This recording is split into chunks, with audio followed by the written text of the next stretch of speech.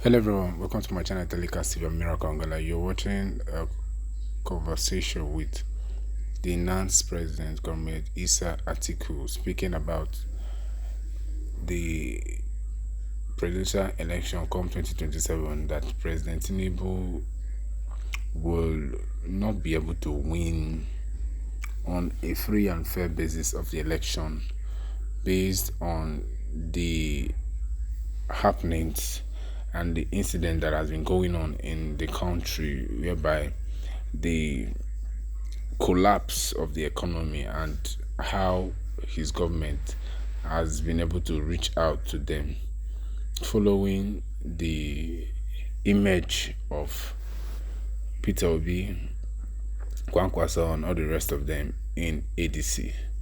It is likely that President Tinubu will not be able to win the second term election. Endeavor to subscribe, watch this video to the end. Don't forget to drop your comment and thoughts.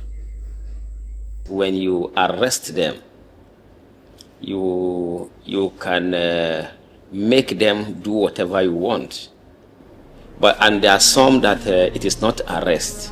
And in the case of Malami El-Rufai, arresting Malami El-Rufai will only make him to be stronger and more committed towards fighting for what he believes. Malami, yes, they will get what they want. Malami is a weak man, and that was why he did what he did. Weak men, when they have opportunity, they overstep their boundaries and they misbehave anyhow, accumulate in a way that accumulate things they don't need. And that was what exactly Malami did. Of course, there's a need for Malami to be persecuted. He's not even supposed to be living freely. Okay, why are people talking about Peter Obi? Let me tell you, there's something missing in Peter Obi. If he realizes that, he will get 40% of northern votes. 40% of northern votes without even having to bring any top politician from the north to be his vice president. What is he saying? Peter Obi has something that northerners love and appreciate so much. Naija Unfiltered, a symphony podcast. And my guest is the president of National Association of Nigerian Students, Comrade Atiku Isa. Comrade, good to have you. Thank you very much. It's always a pleasure. All right. Let's be direct and go straight to today is politics all the way.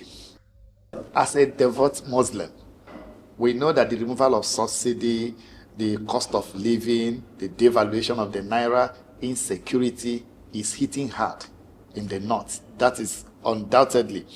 What are the feelers from the north as we head into 2027? Do you think President Tinubu has a chance? And if you can just give us your thoughts on what is likely to happen in the north or the way the north may vote in 2027. Well, there are strategies to be adopted by the president that he will still spring surprises in the north. But as it is presently, he cannot get up to 20% of the votes in all the northern states, except maybe Kano, he could get up to 20%.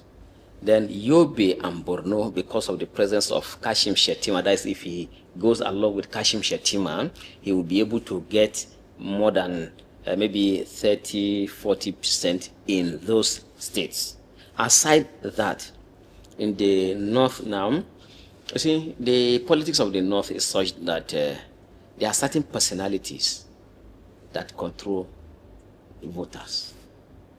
And those personalities are not with him. Really? Yes. So it's not like other states where people can decide on their own. Like, okay, you see what people did in the southeast during the last election. South, you see, youths came out, even though Labour Party was virtually unknown. They stood in Edo State, P2B won. But in the north, it's not like that. There are some persons that can talk to people, and then the whole thing will change. These people are not with him. And some of them have lost their honor because they used the same honor which they used during the 2023 election.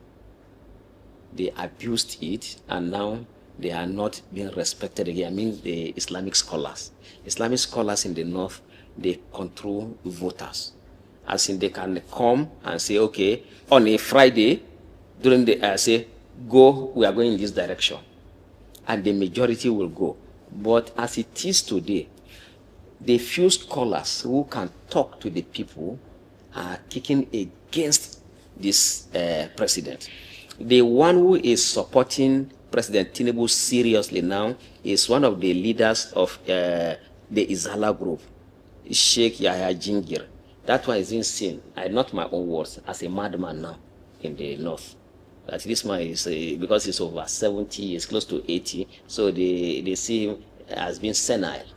And as such, they don't even take him serious again, because anytime, even if he comes, he want to lead prayer, he will say, Tinubu, Muslim. That's how so they don't see this man. Sometimes some people don't even want to pray in his mosque again because of the way he's talking about Tinubu. So he no longer control, even among his own very senior members, they disagree with him completely. So now Tinubu has a serious problem. All right, we learned that Tinubu is spending billions on projects, on appointments and settlements across the north right now. And some persons are asking, is that governance, or is he trying to buy back a people he had lost, or so to say abandoned before now? Well, I move around the northern states and I live in the north. I don't know the people that are benefiting from this money that you are talking about, because the kind of poverty in the north cannot be found anywhere in the country. The kind of poverty that people cannot feed. And that's why I have always accused the traditional rulers and the Islamic scholars that you cannot keep quiet when the majority of the people are turning into beggars. Not only the youths now, the majority, you see healthy men coming to beg. They are moving from one place to another. So where is the money going to? It's just going to the hands of very few who are not helping the people. So that's why the Northerners are very angry with President Tinubu, because they also claim that fertilizer is very expensive. If they buy fertilizer, they cannot sell what they get from their farms, because food is being imported into the country at a cheaper rate. So once they spend money on fertilizer, whatever they get is not even enough to recover the money they have spent on the fertilizer. So all of these things is working against the government. So I don't know where the billions are going. They share it among themselves. What is happening in the north is that those who are wealthy are becoming more wealthy, and those who are poor, who are the majority, like say 80%, are becoming poorer. 80%, the poverty rate in the north is up to that, because people cannot, if you go to the hospital, you see, once you don't feed well, the chances of you falling sick is high. See, virtually all the hospitals are filled to capacity because many people in the north are not feeding well. So I don't know where the billions are going to. I think he needs people who are honest enough to be able to tell him the truth of what's happening in the north. All right, let's hear from you, comrade. Straight to the point. When northern elders talk about zoning the presidency back to the north, is that a genuine political demand or just an expedient move necessary to retire Tinubu in 2027? No, it's just a move to retire Tinubu in 2027, because some of these politicians believe that with the voting strength of the north, if a northerner is given a ticket, and they will be able to capture the entire of the northern region, and by so doing, they will be able to defeat Tinubu. But it's not really, that is political expediency.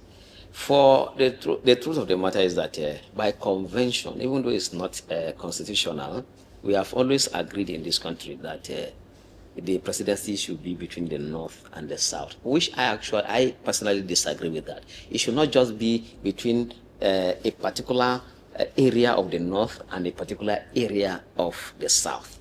Break it down for us. So now, the president, whenever it is the turn of the north, it goes to northwest.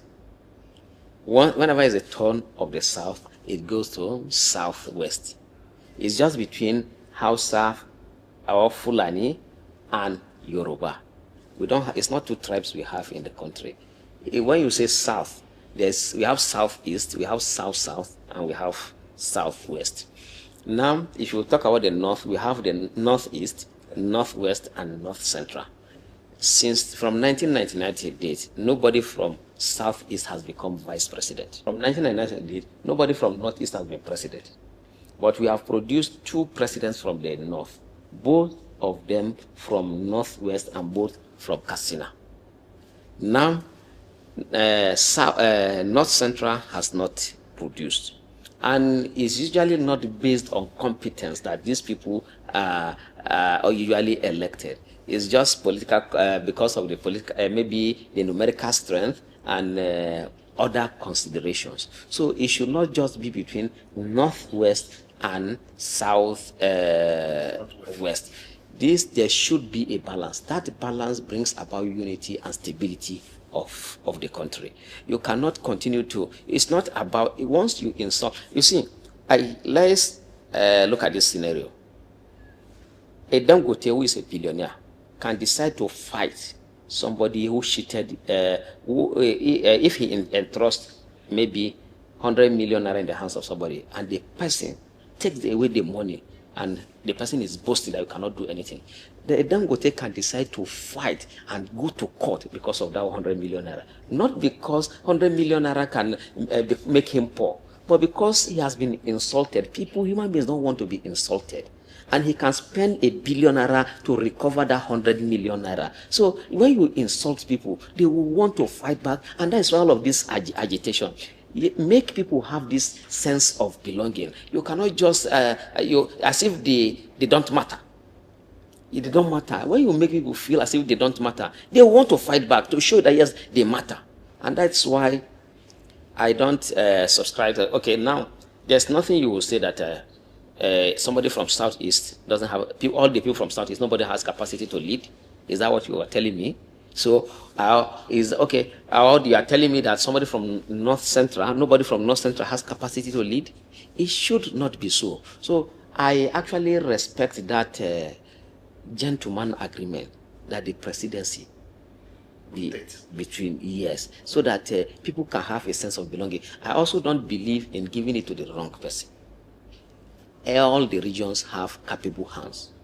All you need to do is to identify these capable hands, support them to become president or whatever position. All right, looking at Amechi, Peter Obi, Atiku, or any other new northern candidate joining the fray, who do you think realistically has a chance to defeat Tinubu? As it is now, in 2027, it depends the combination that will defeat Tinubu. We have about 2 sets of combination. Anyone picked among these 2 combinations will defeat Tinubu. Let's hear your combination. If you have Peter Obi and Kwankwaso, and Atiku agreeing, they will defeat Tinubu. That is Peter Obi as president, Kwankwaso as vice president. Of course, Atiku cannot even go to Tinubu. So definitely they will defeat Tinubu, because there's nothing Tinubu will be able to offer to Atiku. So now, if you have, and if there's a strategy that Tinubu will use, he will still defeat them. But that strategy seems to be unknown to Tinubu himself, because he's unaware. Because if he were to be aware, he would have even allowed them. There's no need for him to even be wasting his time or his people trying to cause confusion in ADC. Allow them. Or if you have an Atiku as president and P2B as vice president, and then a Kwankwaso to be in ADC, maybe project him to be Senate president. Because in the case of Kwankwaso, what that means is that he must contest election. He should go for Senate. If Kwankwaso is not, Atiku and Obi will not make headway. If he's not contesting any office, Atiku and Obi will have problem. And if he's contesting for president, Tinubu has won. if Kwankwaso is contesting for president, Atiku and Obi are contesting on the same ticket, Tinubu has won. But if Obi and Kwankwaso are contesting, Obi and Kwankwaso, they have, Kwankwaso must be on the ballot, either as a candidate for the Senate or vice president. Because I know Kwankwaso very well. I have sat and discussed with Kwankwaso one-on-one more than 50 times. So I know him very well. If he's not on the ballot, forget it. They are not going anywhere. He should be a candidate either for Senate or for vice president. So that's when there will be trouble for Tinubu. So this combination, or if you have Amaechi and El-Rufai, if you have Amaechi and El-Rufai, Peter Obi must not contest. You see, this thing is not that just parents, certain persons alone. If you have an Amaechi and El-Rufai, Peter Obi must not contest. If he's not contesting, then they can also win. But if he's contesting, Tinubu has won. So that's why when people are saying that, because in the north they say no, Tinubu will be defeated before afternoon, I say no, these people don't understand politics. Defeating Tinubu requires a lot of effort. It's not as easy as the Nigerians think. All right, there are whispers of mega opposition coalition being formed. And in Nigerian politics, do coalitions win elections, or they do exist just long enough to share positions and then collapse? You see, the reason why this coalition cannot even be taken seriously is because the majority of them are very selfish. It is not the interest of the country. It don't mean well for the country. They are not even better than these people in government as at the moment. So they are for themselves. Okay, who are the people that you are talking about coalition? These people have been in government for a very long period of time. They have amassed wealth that they don't need. These are the people we are talking about. Okay, why are people talking about Peter Obi? Let me tell you, there's something missing in Peter Obi. If he realizes that, he will get 40% of northern votes. 40% of northern votes without even having to bring any top politician from the north to be his vice president. What is he saying? Peter Obi has something that northerners love and appreciate so much. His frugality. Northerners appreciate that. But there's something missing in Peter Obi. What is that? What is missing is that he has not been able to identify the right people and for the ordinary northerners to know who he is. That is what northerners respect. That is what they appreciate. And Peter Obi has it as if he's a northerner, as if he was brought up in the north. You see, once you look at northern politicians, even look at people like Dangote. Dangote can go to the house of ordinary person, he will sit down as if he's a nobody. Peter Obi carries himself as if he's a nobody. Northerners like that, they appreciate that, but because the majority of northerners, the poor ones are illiterate. They don't know who is Peter Obi. It is the information that they are being fed. They are being misled by those who don't want the ordinary northerners to really appreciate who Peter Obi is. If not, that is the kind of politician they want. It's not flamboyant. And that is what, you see, why do some majority of the youths, especially in Kano and some northern states, appreciate Kwankwaso? Because he's down. He moves with the ordinary people. Kwankwaso can go to the house of a very wretched person, maybe to greet after, maybe to sympathize or to condole. They appreciate that. And when going, he sits within their midst. The Peter Obi that I have been saying, that's how he carries himself. Simple. Once you are simple, oh, they love you. But Peter Obi has not been able to identify with the ordinary people because he doesn't know them. That's just what is lacking. They don't know who he is. Once the day they know who he is, he will realize that he will have his support base will be in the north. Not yes, the religion plays vital role. But what is most important is that let them know who you are. But they don't know who Peter Obi is, except only the educated ones. There's it's now a vice chancellor who has always been talking about, no, what we need is Peter Obi and Kwankwaso. If since 2023, that was what he was telling me. Why? Because he is educated, and this is a northerner that he's talking about that. As at that time, I met him at the residence of Konkoso, but he was telling me that how do we do to convince Konkoso to be vice president to Peter Obi? Because he understands the kind of person that Peter Obi is. That's what Peter Obi needs to work on, so that the ordinary northerners will know. So they have sold this script to them that as if Peter Obi comes, he's going to bring back Biafra. So that's why what these very corrupt politicians do in the north. So they block the ordinary masses so that they don't understand what they say. Or they they'll not say, oh, now I heard some say something that made me to laugh. They said, are you going to support Peter Obi? Peter Obi that killed Sardauna. And I laugh. How old is Peter Obi? Was it Peter Obi that killed Sardauna? So things like that. But he doesn't know the kind of information that is flying there. I said, no. So the person told me, I said, but you must be very foolish. I don't even understand how I called his university, gave you a certificate. How can this be? How can you be this foolish and you have a degree? That Peter Obi killed Sardauna. How old was he during the war? Okay, let's even assume it was Peter Obi's father that killed Sardauna. You cannot accuse Peter Obi because his father even killed Sardauna. So you don't do that. You treat people the way they are. You don't just have. So these are the kind of things that Peter Obi needs to work on. They don't want, because they know that when you look at his lifestyle, his lifestyle is the lifestyle of the kind of a leader we need in the country now. Because Nigerian leaders are very extravagant.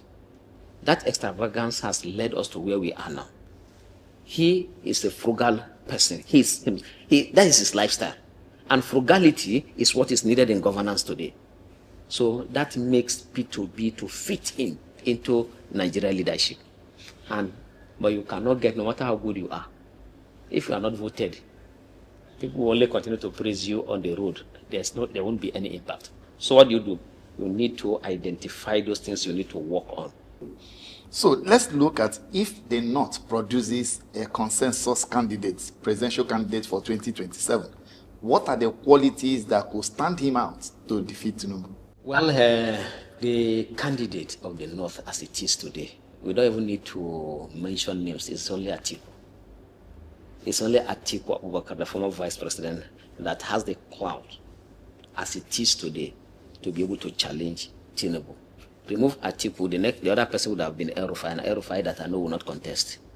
So since he's not contesting, there's nobody in the North that will challenge Tinubu. And with the body language of Senator Rabiu Musa Konkoso is not contesting the presidency. So now Konkoso would have been on that person. So it's only Atiku. And once Atiku gets the ticket, except certain information gets outside and certain strategies used, Tinubu will have serious problem, because Atiku will get in most of the northern states. He will get at least 70% of the votes cast. What he needs to even work on is for people to come out en masse. And once Konkoso is in the same party with him, in Kano, they can get close to 2 million votes. And 2 million votes, how many states will you win before you're able to get 2 million votes in Kano? Because the North will rally around Atiku, believing that he is going to be the savior and certainly help North and save the Northerners from the persecution of President Tinubu, allegedly, because that is what is the information that has been passed across the northern states, that Tinubu is persecuting the North, he is doing this to the North, he's doing that. But I always argue, because I always want to be fair. You should be fair to people. Just treat people equally, and you will have peace. But how can you begin to discriminate about this as this? So all of this, that's why I always emphasize, for peace, for us to have peace in this country, educate Nigerians, especially the other part of the country, because that illiteracy is what is causing confusion everywhere. That's why we are having what we are having as of today. So nobody can stay with certainty. INEC conducted the 2023 elections, and of course, as a Nigerians saw what they saw with the conduct of that election. Without electoral reform, like as Nigerians have been pushing for it, do you think that this 2027 election is already decided, even before casting a single vote? Well, the majority of Nigerians believe that it is already decided. But if Nigerians can stand up, they won't be able to have their ways. How do you mean stand up? Stand up. When you vote, you defend your vote. Ensure that the vote cast is recorded.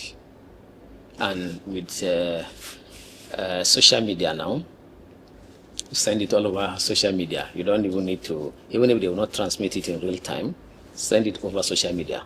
So, and they cannot go on and change figures like that. That's why to win election in Nigeria, it is more about strategy and the caliber of people in the political party.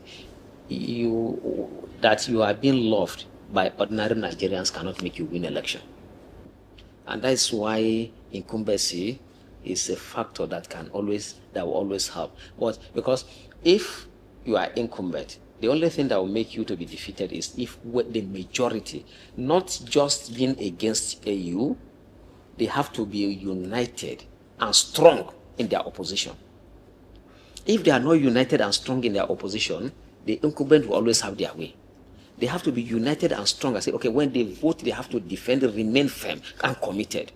And it is lacking in majority of Nigerians. They just want the easy way out. Like in FCT, when Peter Obi won, the information we got in 2023, when people voted, they remained there. They ensured that the votes were counted and were recorded as they voted. So you don't have to give up. It's not, institutions are weak in this country. We only have strong men. We don't have strong institutions. The people decide what happens. So if the ordinary masses will be resolute, that's the only way. If not, if there's no electoral reform, it's going to be very, very difficult. And another big challenge is that majority of Nigerians, especially those that are in charge in the conduct of our election, are very corrupt. And the corruption is understandable. You bring a PhD holder, a professor, who receives less than 500,000 naira as a salary. On a single day, 100 million naira that he has never seen in his life. Even the 100 million naira, maybe that belong to another person, he has not seen. Now he's been offered the money, he has not seen with somebody. He only heard that some people have 100 million naira. He read in the book that there are people who have 100 million naira he has never seen in his life. That 100 million naira is being handed over to him, and he's being promised again. So what do you expect? Only very few people will be able to resist that kind of temptation. Yeah, the likes of Nenoti.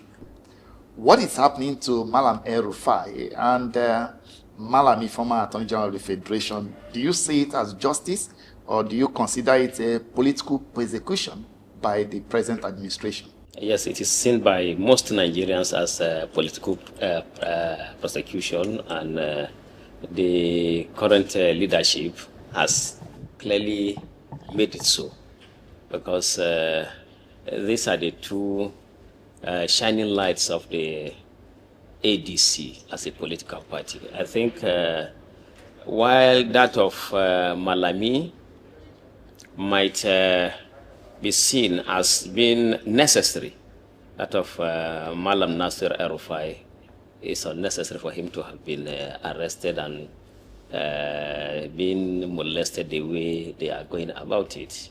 Because I was in Kaduna yesterday, I saw economic activities was completely paralyzed as a result of his court appearance.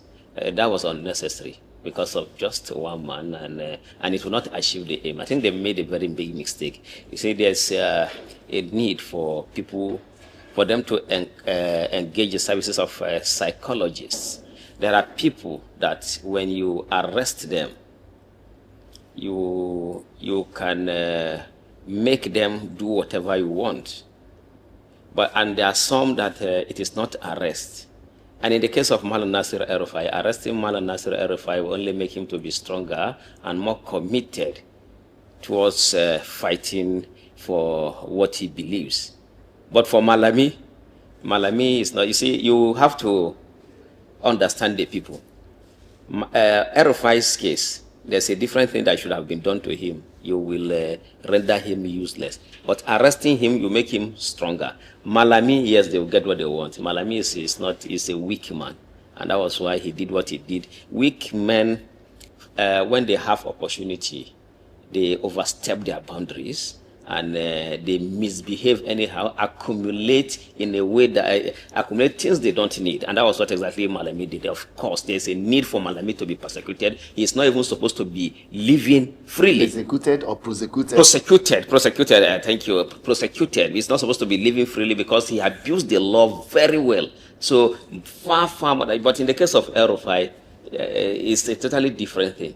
So there are two different people. And El-Rufai, if he is being prosecuted, no, he is being persecuted now. And why Malami is being prosecuted? Because you know all the charges, I read the 10 charges. There was no substance in everything that was brought against Malami El-Rufai. But in the case of Malami, see the property scattered all over the world.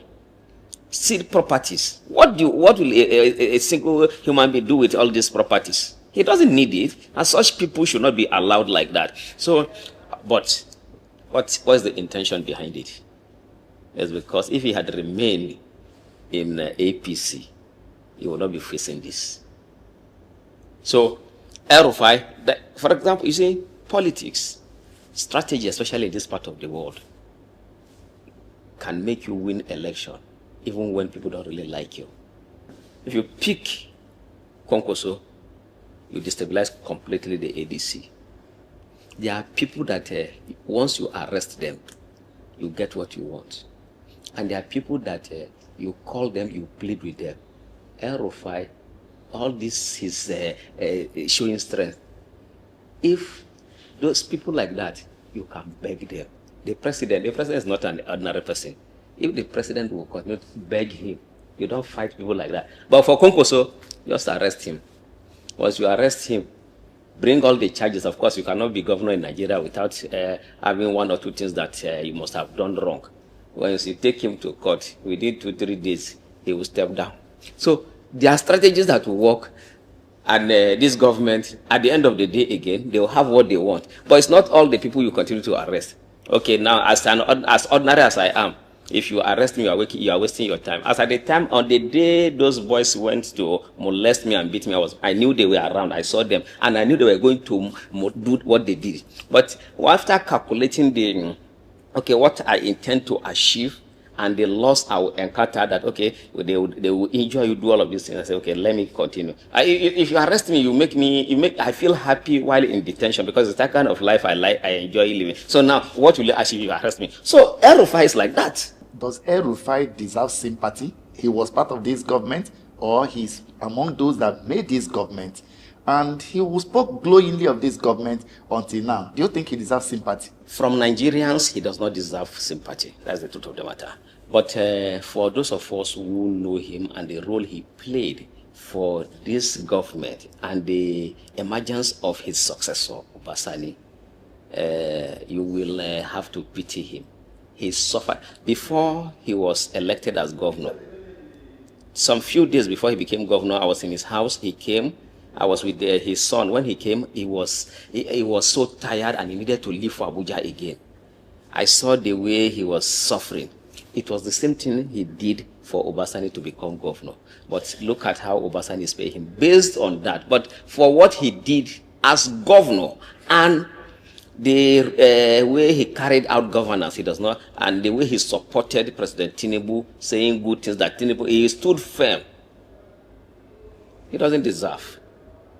But when you look at, on the other hand, that the kind of betrayal he has faced from close friends is the reason why I say, no, he doesn't deserve that. Because close friends that he sacrificed virtually everything for them, especially the governor of Kaduna State.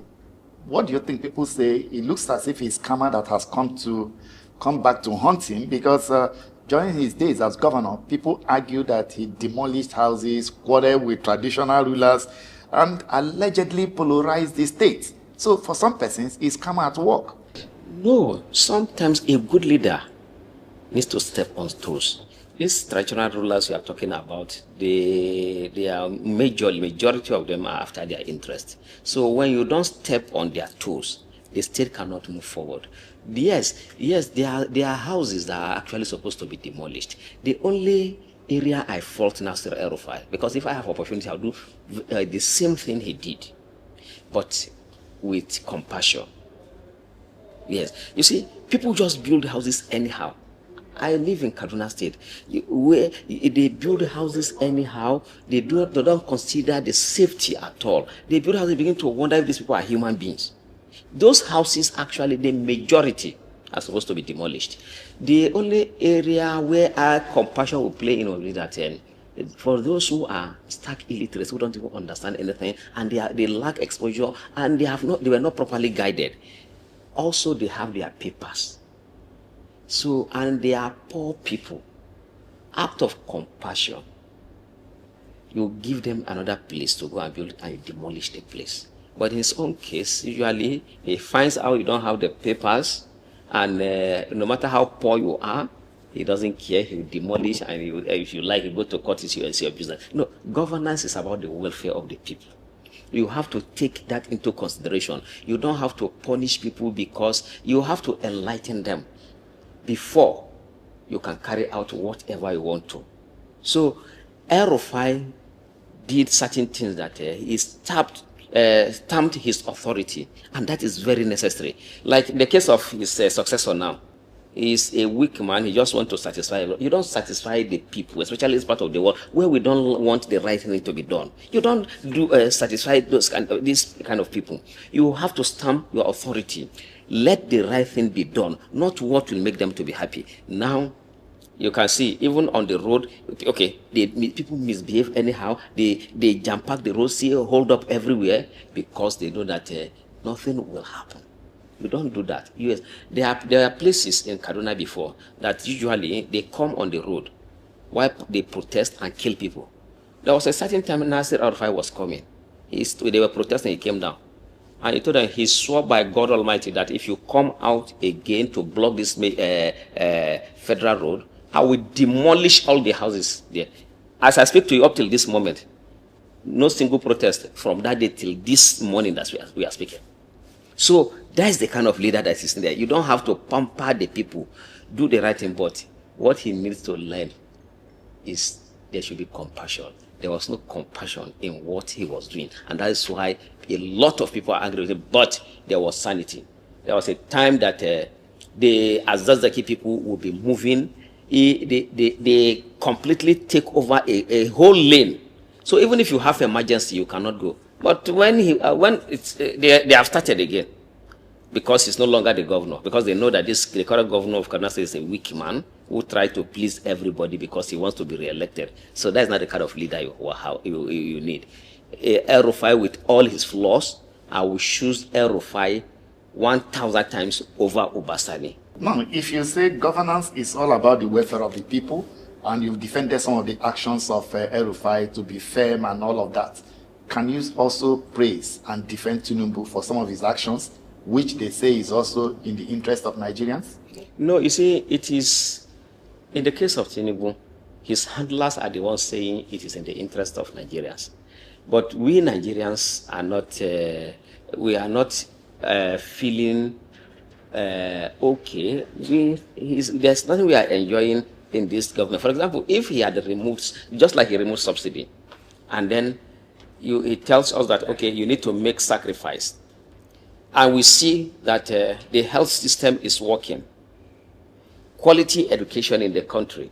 Security for lives and properties. Even if we start paying 3,000 naira per liter, I'll say, yes, we are making sacrifice. At least the result is there to show for it, that our younger ones can go to school, maybe the primary, secondary school for free, quality education, and they are being fed even in school. You see, like, millions of boys and girls are roaming the streets in the north. They are begging, and nobody sees that as anything.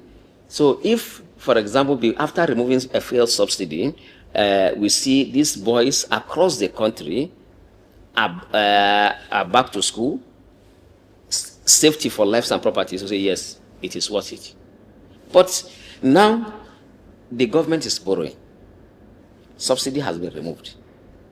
So of what use is the removal of the subsidy? So it would have been better the subsidy is paid so that we buy fuel at subsidized rate. So we are not benefiting anything. I just told in the case of El-Rufai, when he did that, now there was protection of lives and property, still on that highway where people were always killed. A colonel was killed at a time. A colonel. We all human beings are the same, but the respect needs to be given to certain categories of people because of their sacrifice. A colonel is not an ordinary human being. So a colonel was killed on that road. People lose their lives. You see, you have vagabonds. Once they are angry, they come on the road. They just they begin to separate people who maybe based on their ethnicity or what they believe and kill some, leave some. That should not be the case. El-Rufai stopped them completely. And so that is the kind of leadership I'm talking about. Let the results show for it. Okay. If El-Rufai, for the sake of argument, if El-Rufai is jailed today or otherwise, will they not mourn him or celebrate him? I was in Kaduna yesterday in the morning to see for myself. They are making El-Rufai more popular. And as it is now, he seems to be the leader of the North after the demise of Buhari now. And that is what this government is has succeeded in making Nasir El-Rufai. Of course, I know El-Rufai. I know his family very well. His son in the House of Reps is my friend. I know them. That boy will never mobilize people to come, give people money to come out. I know him. He won't give money. So now those people came out. The whole of that premises, they were chanting, say Mala, say Malam, and that they say, God will bring you out. You are making him more popular. So now they will mourn him, and it's going to be almost impossible to even jail him because they have not tidied their work very well. So it's almost impossible to jail him. The best would be for them to quickly release him. But for Malami... Let's go to Malami since you want to talk about Malami. Yes. Under Malami, you know, then EFCC was also under his watch. And major cases against former President Buhari's allies, they were either dropped or stalled and so on. And there were people allegations of court cases, court orders not being respected under him. But now he is even crying over the interim forfeiture of his house that the EFCC undertook yesterday. So what's your opinion on Malami and his trial? You see, weak men, when they have opportunity, when they are given power, they abuse power. And when they are out of power, very little thing which is done to them, they did worse, they begin to cry. He's not talking about law that you don't believe in, law that you abused. Court orders were nothing to, court pronouncements were nothing to Malami when he was AGF. Now he's talking about yesterday, or when there were some security men, he was asking them, where is your court order? Where is your court order? Do you believe in the court? He never believed in the court. Judgments will be given, he would not obey. And he was the one advising Mr. President. Persons were kept in detention illegally. At that time, he felt that he was using a small boy called Bawa. That one that stole a lot of money. I don't even know why he's not in prison. That's an allegation. Yes, that boy, if you know what the kind of the lifestyle he's living. There was a time as EFCC chairman, he went to Saudi Arabia for lesser Hajj. You know these thieves, when they steal, they go to Saudi Arabia and then believing that when they steal and they go to God, Saudi Arabia, their sins will be erased. When you look at it logically, what kind of God are you worshiping? A God that will forgive, that you steal and you come to him when the stolen properties have not been returned, and then he forgives you? What kind of God is that? That's something you have to question that God. They go to the park, the impoverished people go to sack. He was living in one of the most expensive hotels at that time. How much is his salary? So there are some things that can be implied. If you see me now with 100 million naira, where will I get 100 million naira from?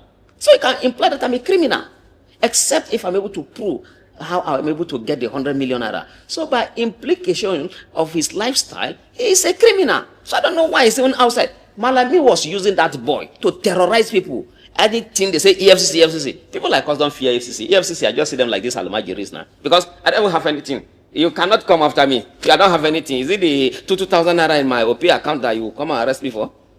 So how can I be afraid of EFCC? So, but for these people, he was using EFCC to terrorize people. You see, I'm very close to highly placed politicians. People were meeting the boy's father to plead with him to talk to his son so that certain things, those who have committed crimes, they are not arrested. Or some people were using emirs to meet to talk to Malami. So it was not that it was based on law. It was just how whoever they want to arrest, they can arrest, especially because, you know, most of these politicians actually, they have cases to answer. So if you are in their good book, they leave you. If you are not, they arrest you and then they humiliate you. That was so if you look at it logically, I think Malami should face the same thing he did to people. Now we are saying that the law should even be set aside, the way he set the law aside, so that they deal with him like that. But others that will come will know that if you abuse power, yes, once you leave office, you will face the consequence. And you see what these leaders, especially from the northern part of the country, have done to the people, to our people. They try to make them not to understand the real issues. They are happy that majority are illiterates. You know, when people are illiterates, you can always use them. So now, they say, oh, Malami is being prosecuted or persecuted because he's a northerner. It has nothing to do like that. It has nothing to, it's not being because he's a northerner. He did, what he did as AGF was very wrong, and he deserved to be prosecuted. So the people now, these hungry people, the same man you are, when he was released, see the crowd that gathered to receive him. This is the man that has made life very difficult for you. You are coming to rejoice with him because he has been released. Why? Because they have been able to brainwash these people. And these people can no longer think very well for themselves. They have been impoverished. So when he comes, when I saw him having dinner with people with the stolen wealth, that is the situation. So we need to, I have always told this president that what you need to do is to see that the Nigerians are educated. This issue of tribalism and all of these sentiments will be reduced. You cannot come to tell me now that this person, because he's from this part of the world, you don't have to deal. I deal with people based on the content of their character. You can, you see, if I were to be born in Enugu, the chances of me being a Christian there would have been high. If I were to be born in maybe Port Harcourt, with the kind of person that I am, the chances of me being a militant would have been high. Because I'm born in the north and I went to school, if I didn't go to school, I would have been a Boko Haram member. That's the fact. So now, how do you change this current security situation of the country? Educate the people. If I didn't go to school, in short, I would have been more, would have terrorized this country more than Chekau. Because I don't fear death. So there's nothing that would have made me not to be a Boko Haram member with the kind of things these people are doing.